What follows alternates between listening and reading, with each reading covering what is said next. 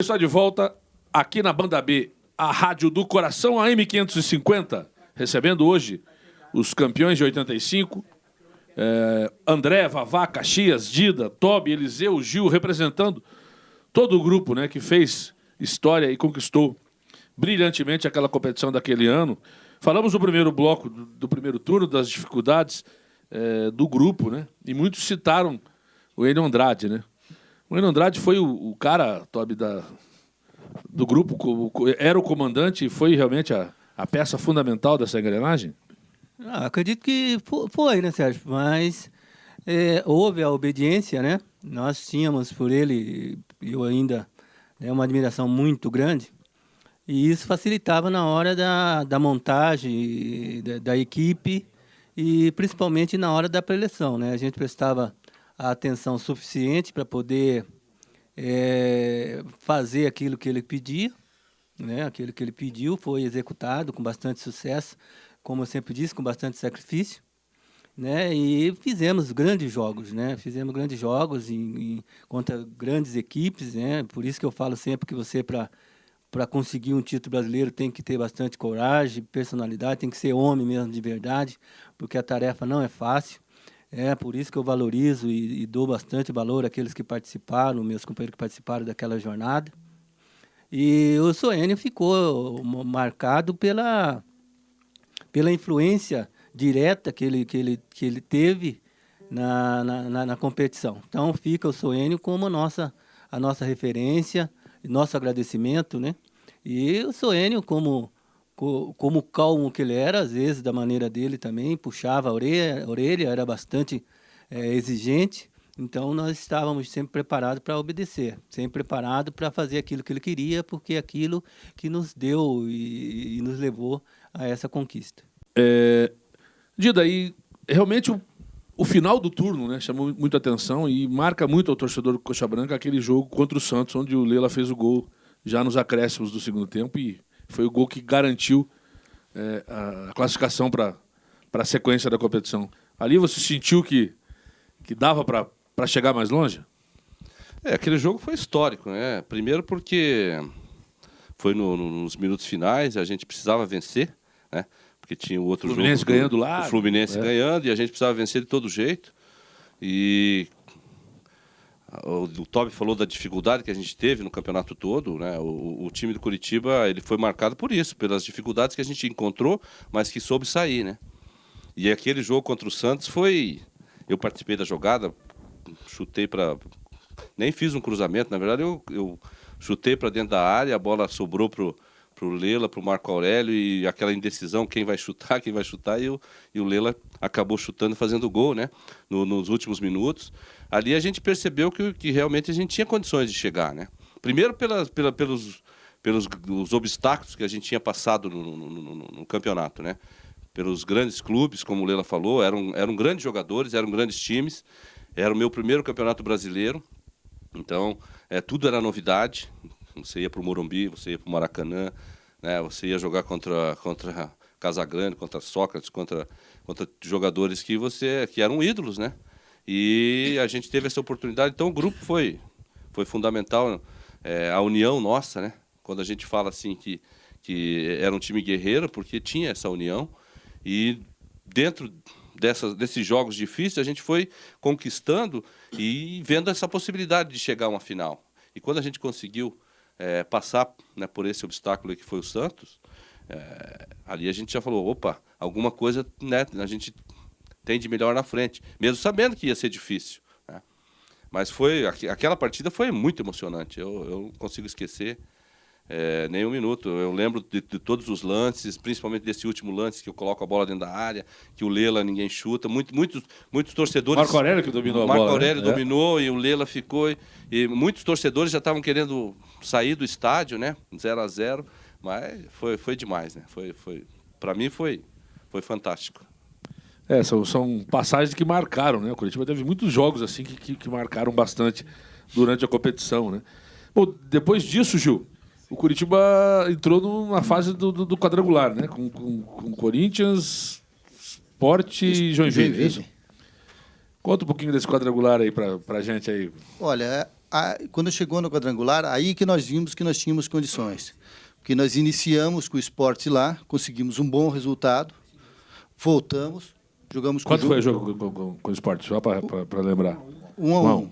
Empate, né? Lá em Recife. Aí nós voltamos, descemos e jogamos com o Joinville, ganhamos de 1-0. Lá em Joinville. Aquele gol do Lela no balão do Rafael do lançamento, né? Isso, e daí que viria o Atlético Mineiro, né? Aí que veio o Atlético Mineiro, um jogo inesquecível, né? Porque, na realidade, muitas pessoas falam, olha, o Curitiba tomou um sufoco muito grande lá em Minas.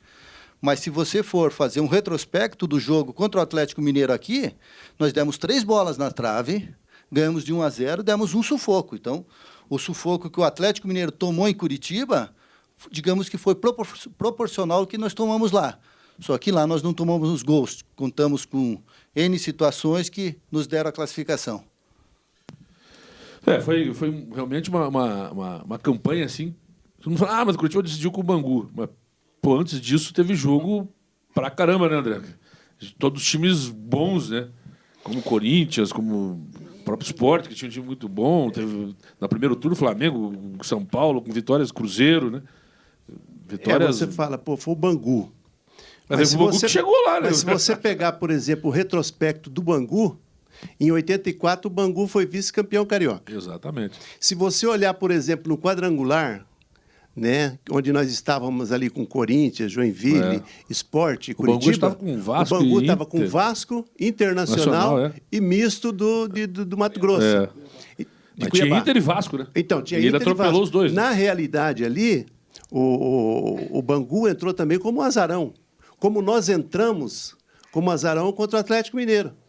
Mas, voltando a falar do quadrangular, né, eu acho que o marco nosso foi no jogo contra o Corinthians aqui. Aliás, falando do jogo do Santos um pouquinho também, eu acho que ali, Serginho, foi importante para nós, porque nós vínhamos de 2 resultados que não eram bons. Nós tínhamos perdido para a equipe do Náutico, lá, né? E depois nós viemos para jogar contra o Curitiba, contra o Santos aqui. Então, eu acho o que fez a diferença naquele jogo ali, que o Curitiba, na minha opinião, ele no Brasil ele é considerado médio. Mas, naquele momento, a gente conclamou a torcida do Curitiba para comparecer no Couto Pereira. Então, no momento que entrou o Santos, até então, né, o Curitiba é médio. Entra em campo, os caras veem a grandeza da torcida do Curitiba, os jogadores também podem ser médio, né? Mas naquele momento, os jogadores se tornam grandes. Então, foi um diferencial. Nós precisávamos de um bom resultado dentro de casa no retorno da primeira fase, porque nós já não tivemos um bom resultado contra a equipe do Bahia, né? Nós jogamos em casa contra o Vasco da Gama, nós empatamos com o Vasco da Gama, empatamos com o Internacional, né? E perdemos para a equipe da Portuguesa. Então, aquele jogo ali seria importantíssimo para nós. E foi no momento em que nós precisamos vencer. Então, foi um jogo difícil. Foi um jogo que o Dida falou que participou do lance, mas antes do lance do Dida, teve uma participação minha ali também. Teve uma participação minha ali na linha de fundo. O Toninho Carlos foi tentar sair com a bola, eu roubei a bola. Você vê a importância que é, Serginho, quando você tem uma equipe que acredita no resultado e, enquanto o árbitro não apitar o final da partida, você não pode desistir. Eu roubei aquela bola, eu lembro que cruzou toda a área, pegou o Didinha lá do outro lado, com 19 aninhos, cheio de gás. Aí o Dida tocou quicando. Quicando. Eu dei uma rosca na bola aqui. Não foi nem com o pé esquerdo, o Tobinho, com aquela criatividade fantástica dele... E assim por diante. O Dida tocou aquela bola e ficou aquele perereco do Marco Aurélio e o Lela. Né? Aí o Lela fez o gol. Algumas torcidas já tinham ido embora. Então, eu acho que naquele momento ali, o Curitiba mostrou que teria força para ser campeão. E o mais importante de tudo é que, após o término do retorno, onde a gente conseguiu resultados fantásticos, né? Que foi contra o São Paulo, fora de casa, ganhamos ganhamos depois do Cruzeiro, Ganhamos do Goiás, ganhamos... Flamengo, gol de calcanhar do Marildo, né? Ganhamos- Pô, isso aí tem que destacar bem. Então, ganhamos do Flamengo, tanto é que depois que nós Foi o gol que ele saímos... fez, né? Então, ganhamos do Flamengo e justamente, o Dira quer falar alguma coisa ali? Não, Não, segue. Tô E para lembrando coroar, do Marildo. teve aquele jogo dentro de casa. Por isso que eu digo. Aí nós tivemos uma fase de preparação, onde as equipes aqui das seleções sul-americanas se preparavam para a Copa do Mundo de 86. Nós tivemos uma parada. Eu acho que aquela parada ali de um mês e meio, 2 meses, foi fundamental. Porque quando o seu Enio chegou, o seu Enio sofreu muito com o nosso time também. Ele, de 5 resultados, ele perdeu 4, ganhou 1. O seu Enio assumiu o time aqui contra o Flamengo. E nós perdemos do Flamengo aqui. Antes, a partida anterior, porque nós tivemos 3 técnicos naquela conquista, né? Tivemos 4 primeiros jogos ali, que foi contra o Cruzeiro, contra o São Paulo, contra o Vasco e contra o Bahia, foi o Dino Sani. Depois, no jogo contra o Goiás, o Krieg assumiu interinamente o time. Na sequência, por isso que o seu Enio, eu digo que depois, o seu Enio teve um papel fundamental, eu acho que na nossa conquista, porque ele nos deu tranquilidade. Apesar de a gente, em 5 jogos, ganhar 1, porque nós perdemos depois. Perdemos para o Flamengo, perdemos para o Internacional, perdemos para a Portuguesa, perdemos para o Náutico lá, né? Não, ganhamos do Náutico aqui, a única que nós ganhamos das 5. E o último jogo do turno foi contra o Santos lá. Depois daquele jogo, empatamos, não, perdemos para o Santos. Perdemos na Vila. Perdemos na Vila. Aí, na sequência... Graças a Deus, o chinês não mandou o homem embora, né? Não mandou. Senão aí tinha quebrado a Mas ele a ficou banca. 5 jogos, e de 5 jogos ele ganhou 1. Mas o que era importante no seu Enio, por isso que eu digo que o seu Enio era o mestre do vestiário. O Caxias foi muito feliz quando ele disse. O seu Enio era rápido e objetivo. A preleção do seu Enio era uma coisa assim que ele falava o que tinha que falar, resolveu o problema, passava para o Frega, porque o Frega sempre foi um motivador nato. Aí o Frega ia lá, falava mais um pouquinho e tal, e nós íamos para o jogo.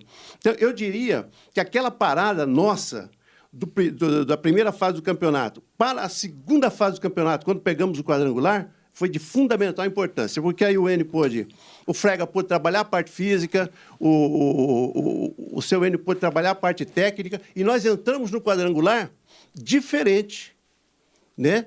Já com empate lá contra o Sport. Depois nós voltamos aqui, eu não sei se o segundo jogo, vocês podem até me ajudar, foi o Corinthians ou foi o Joinville? Lembra, Dida? Foi direto Joinville. Foi Joinville, né? Aí nós ganhamos o Joinville aqui também. E outro jogo que eu senti, Serginho, sem brincadeira, a grandeza da torcida do Curitiba, primeiro foi contra o Santos. Segundo no campeonato, eu acho que foi contra o Corinthians. Porque quando nós entramos em campo, o favorito é o Corinthians. Não tem jeito. Nós entramos em campo, a torcida, nós, num time médio, passamos a ser um time grande, com a ajuda da torcida. Por isso que, quando eu vou ao campo hoje e vejo aquele fundo do Couto Pereira vazio, eu faço a pergunta aos dirigentes: gente, faça alguma promoção. Encha o Couto Pereira. Porque o Couto Pereira, quando estiver cheio, o Curitiba deixa de ser médio para ser grande. Aí acontece a diferença. É isso aí, Andrezinho. Parando um pouco da cronologia aí da história, você, Eliseu, quando você fecha o olho assim, pensa, pô, eu fui campeão brasileiro, o que vem na tua cabeça? O que vem na tua mente? Bom, Serginho, digo para você que eu me sinto uma pessoa realizada, né? E agradecer principalmente os meus companheiros, né? Que me tornaram campeão brasileiro, eu costumo dizer. Porque joguei poucas partidas, participei algumas no banco, outras não fiquei no banco, mas tenho a realização, a alegria de ter sido campeão brasileiro. Eu sempre fui coxa branca, né? Um tio meu me deu uma camisa do Curitiba quando eu tinha 5, 6 anos de idade, e a partir dali me tornei coxa branca. E o meu sonho era jogar no Curitiba, jogar no Maracanã, né? E não imaginava que o Curitiba seria campeão brasileiro. Na verdade, acho que ninguém imaginava. Só que esse grupo que nós tínhamos era realmente um grupo muito unido, que começamos lá pelos idos. Eu cheguei no Curitiba em 1977, né? Eu acho que dessa turma aí, eu acho que devo ter sido o primeiro, né? Depois o Tobi veio ali no finalzinho de 77, 78, chegou o Vavá, aí veio o Gil, o André, Gerson, e fizemos um grupo assim nas categorias de base muito forte, né?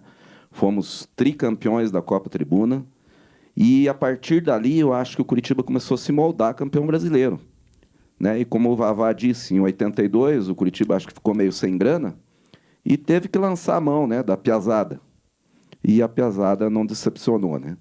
E aí veio 83, o Leomir foi para o Fluminense, né, aquele timaço do Fluminense, que eu costumo dizer que se em 84 a gente não tivesse cruzado com o Fluminense ali, naquela fase, nós teríamos ido mais longe. Campeão nós não seríamos, porque seria o Fluminense mesmo, né? Com Delei, com Assis, com Washington, com Tato, com Romerito, não tinha como ganhar daquele time, né? Era um timaço.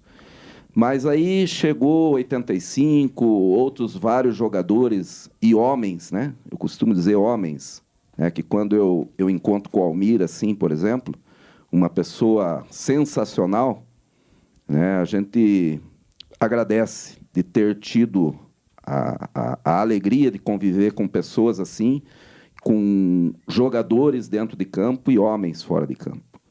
Então, o Curitiba não foi, na época, não era o melhor time, o melhor grupo, né? Primeiro jogo, São Paulo. Se olhava para o time do São Paulo, era brincadeira, né? Era Miller, era Dario Pereira, era Silas e vários outros jogadores, né? Aí arrancamos bem no campeonato, Serginho. 3-1 do São Paulo, né? E o Tobi quase não fazia gol, né? Eu olhava assim e falava, ué, como é que pode, né? Arrancou, Tobi 1-0. Meteu o bucho. Falei, meu Deus do céu. Eu fiquei olhando, né? Eu no banco lá, torcendo para aquele rapazinho, né? Que eu conheci há anos atrás, uma pessoa também que eu admiro, né? Porque para a gente se entender dentro do campo, eu costumo dizer, a gente tem que se admirar fora dele, né? Então eu admiro o Tobi, o Vavá, o Gil, o André, o Gerson, o Luizinho, o Elcio, né? E tantos outros que a gente se conheceu durante muitos anos no Curitiba. Então isso deu a base. O pessoal falou do seu Enio, sem dúvida nenhuma. Seu Enio é uma pessoa fantástica, sensacional. Mas o seu Enio precisava ter feras dentro de campo, né? Então, o André falou em jogadores médios. Eu não digo que esse grupo era médio, André. Eu digo que esse grupo era um grupo forte, né? Tínhamos Aragonês, né? Que veio da Bolívia, a seleção boliviana. O Aragonês veio para ser titular, né? E acabou no banco. Do meu lado, olhava ali e falava, pô, cadê o Aragonês? Como é que pode isso aí, né? Eu ouvi o Aragonês arrebentando lá, chegou aqui, mas aí eu olho no campo, quem com a 10, né? Que eu era acostumado nas categorias de base, olhar, o cara estava atrás de mim lá, jogava com a 5, né? Aí o cara virou 10, né? Se tornou um maestro dentro de campo, jogou muito o Tobi, né? O jogador que mais atuou, 28 partidas das 29. Só não jogou as 29 porque não sei o que aconteceu com o Casagrande lá, foi expulso, né, contra o Corinthians. Senão teria jogado as 29 e com todos os méritos, né? E aí... Expulso, Tobi? Pô. Foi interessante. Foi um lapso. Mas valeu, foi uma quantidade boa de jogos, né? Eu tive um desentendimento com o Casagrande numa jogada fora de bola. O que o cara fez pra você sair do sério? Eu nunca vi você ficar brava. Não, mas não foi apenas disputa de espaço, realmente, né? O Corinthians atacou, eu estava marcando, né? Vi a marcação individual quando o Corinthians estava atacando. O Corinthians atacou, a defesa tomou essa bola, repôs para o Curitiba, e daí foi a vez do Casagrande não deixar que eu atacasse. Então ficou nesse empurra. Depois a bola saiu. O lance de expulsão foi 1 minuto, 2 minutos depois da jogada, né? Eu sempre lembro, porque eu falei para o José Roberto White, eu falei, pô, mas agora que nós fizemos as pazes, somos amigos, pô, meia hora depois vai me expulsar. Então foi essa partida, a única partida que eu fiquei fora. Finaliza aí. Então, finalizando, né? O Curitiba foi campeão brasileiro com todos os méritos, né?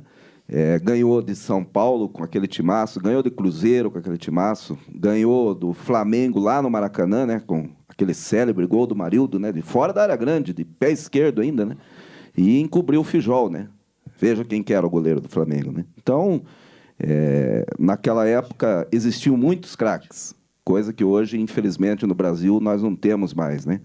Então, você me perguntou, às vezes a gente chega a sonhar, né, com alguns lances, né? Então, por exemplo, lá em São Januário, eu no banco, daqui a pouco o seu Dino falou para mim, ó, vamos lá, baixinho, agora é a tua vez, né? Aí chamou o Heraldo, eu e o Heraldo.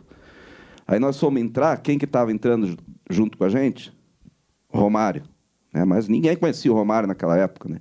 E dentro do campo estava lá Roberto Dinamite, Donato, Mário Tilico, Acácio no gol, né? Perdemos lá estava 2-0 quando eu entrei, ou estava 1-0, mas estava perdendo. E a gente deu um ataque, no contra-ataque a bola sobrou lá na esquerda para um baixinho, né? Que tinha acabado de entrar, que era o Romário. Ele meteu a bola 2-0 aí, ou 3-0, matou o jogo, né? Então, quer dizer, o Curitiba foi campeão brasileiro com todos os méritos, torcemos para o Curitiba chegar ao bi brasileiro, mas vai ser muito difícil, porque é dificílimo ser campeão brasileiro. Torcemos por isso, mas é muito difícil. É difícil, para todo mundo, né? Em qualquer época, né? Bom, a gente vai encerrar esse segundo bloco e depois aí vamos falar da semifinal e final, que é o momento mais legal, né? Bom, a rapaziada citou alguns cantores, né, alguns intérpretes da época de 85. Então, Benito de Paula e AGP. Sai um AGP aí pra rapaziada ou não? Vamos que vamos, meu compadre. Pra já. Então, o que vai sair aí? Me leva. Manda embora. Alô, Manda rapaz. bala. Alô, Toninho Gerais. Vamos. Tudo nasceu de brincadeira.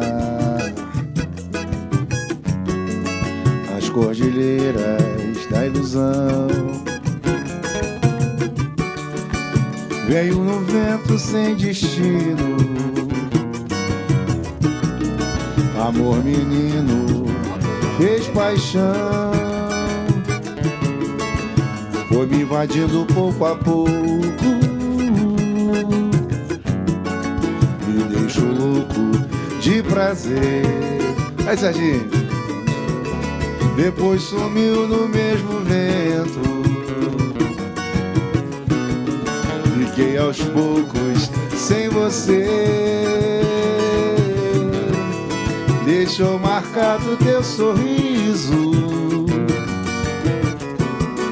e não me deixa te esquecer. E me tirou o paraíso sem um motivo pra viver. Quem sabe do canto, vambora. Me leva, ó vento, me leva pra ela. Me leva, me faça ficar junto dela.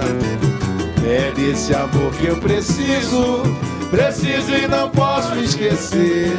Eu faço de tudo no mundo pra não te perder. Me leva, ó vento, me leva pra ela. Me leva, me faça ficar junto dela. É desse amor que eu preciso e não posso esquecer. Eu faço de tudo no mundo pra não te perder. Eu faço de tudo no mundo pra não te perder. Eu faço de tudo no mundo pra não te perder. Quem gostou, bate palma. Aí, rapaziada. Boa sorte. Esse é o Batuque de Bamba aí, a Banda B aí trazendo os campeões de 85, 30 anos depois aqui, na mesma data, 1º de agosto, né? Um pouquinho do 1º de agosto, estamos juntos. Um instantinho só, é um intervalinho para dar uma faturadinha e voltamos já.